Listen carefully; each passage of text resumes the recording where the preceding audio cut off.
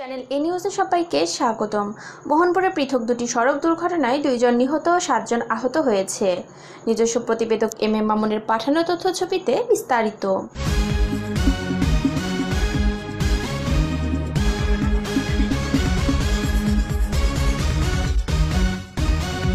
রাজশাহীর মোহনপুরে পৃথক দুটি সড়ক দুর্ঘটনায় 2 জন নিহত ও 7 জন আহত হয়েছে।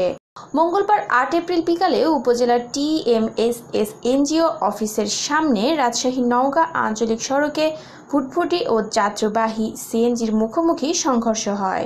এতে আব্দুস সামাদ নামে 62 বছর বয়সী একজনের এবং একই উপজেলার মৌগাছি বাজার এলাকায় ভ্যানগাড়ি ও বালিবাহী ট্রাকের মুখোমুখি সংঘর্ষ হলে 30 বছর বয়সী লিটন নামের এক যুবক নিহত হন।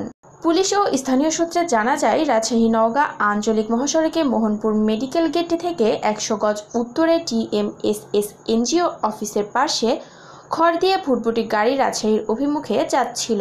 প্রতিমধ্যে যাত্রীবাহী সিএনজি নওগাঁর দিকে কেশরহাট যাওয়ার পথে তাদের মুখোমুখি সংঘর্ষ হয়। এতে কয়েকজন আহত হন।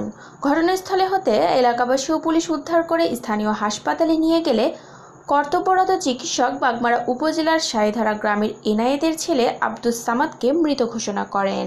এদিকে একই উপজেলার মৌগাছি বাজার হতে 200 গজ উত্তরে ভ্যানগাড়ির সাথে বালিবাহী ট্রাক মুখোমুখি সংঘর্ষ বাঁধলে টেমা গ্রামের মাইনুল ইসলামের ছেলে লিটন ঘটনাস্থলেই নিহত হন। এ ঘটনায় আহত ব্যক্তিরা হলেন হরিদাগাছি গ্রামের বদিউজ্জামান, নমিতা, আমপাড়া গ্রামের অপর্ণা, কামারগা গ্রামের শাপলা।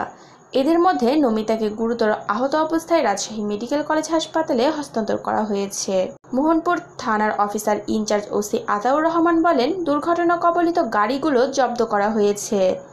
আইনি প্রক্রিয়া শেষে মরদেহ দুটি তাদের স্ব পরিবারের কাছে হস্তান্তর করা সহ অন্যান্য আইনি পদক্ষেপ গ্রহণ করা হয়েছে।